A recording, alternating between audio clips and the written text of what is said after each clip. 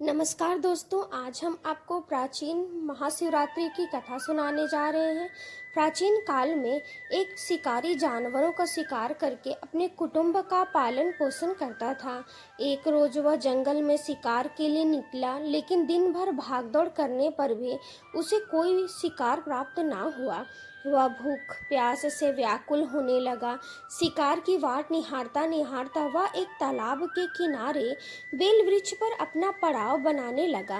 Bell वृक्ष के नीचे शिवलिंग था जो बिलपत्रों से ढका हुआ था। शिकारी को इस बात का ज्ञात ना था।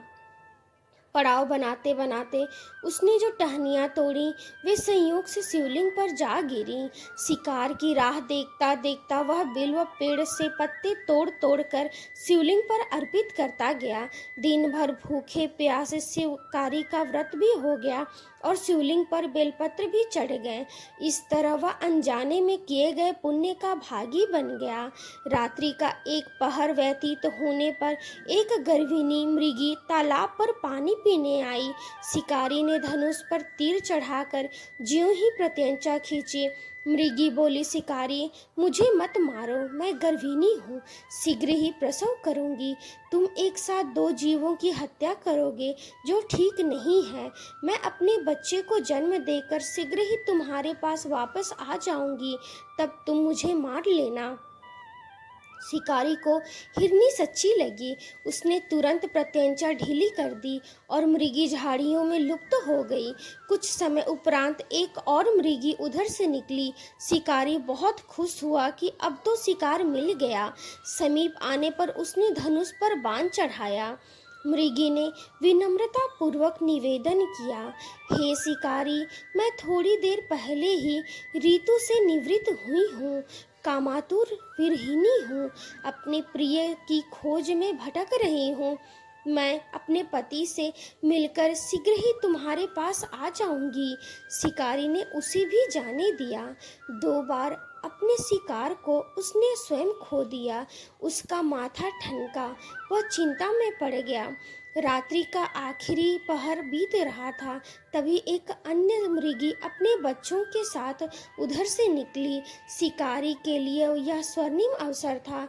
उसने धनुष पर तीर चढ़ाने में देर न लगाई।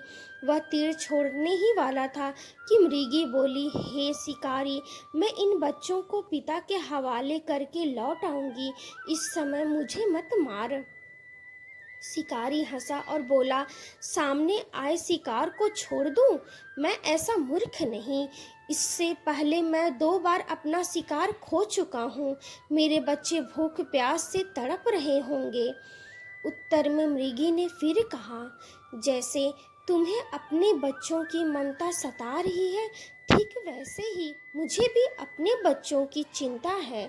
इसलिए सिर्फ बच्चों के नाम पर मैं थोड़ी देर के लिए जीवन दान मांग रही हूँ। हे शिकारी, मेरा विश्वास कर, मैं इन्हें इनके पिता के पास छोड़कर तुरंत लौटने की प्रतिज्ञा करती हूँ। मृगी का दीन स्वर सुनकर शिकारी को उस पर दया आ गई। उसने उस मृगी को भी जाने दिया। शिकार के अभाव में बेल वृक्ष पर बैठा शिकारी बेलपत्र तोड़ तोड़ कर नीचे फेंकता जा रहा था। पौ फटकने की हुई तो एक हष्ट पुष्ट मृग उसी रास्ते पर आया। शिकारी ने सोच लिया कि इसका शिकार वह अवश्य करेगा।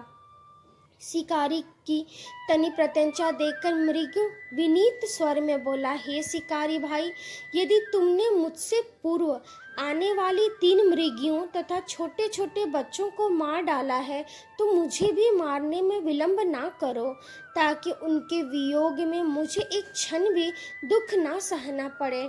मैं उन मृगियों का पति हूँ। यदि तुमने उन्हें जीवन दान दिया है तो मुझे भी कुछ क्षण के लिए जीवन दान देने की कृपा करो। मैं उनसे मिलकर तुम्हारे सामने उपस्थित हो जाऊंगा। मृग की बात सुनते ही शिकारी के सामने पूरी रात का घटना चक्र घूम गया। उसने सारी कथा मृग को सुना दी। तब मृग ने कहा, मेरी तीनों पत्नियां जिस प्रकार प्रतिज्ञाबद्ध होकर गई हैं, मेरी मृत्यु से अपने धर्म का पालन नहीं कर पाएंगी, अतः जैसे तुमने उन्हें विश्वास पात्र मानकर छोड़ा है, वैसे ही मुझे भी जाने दो। मैं उन सबके साथ तुम्हारे सामने शीघ्र उपस्थित होता हूँ।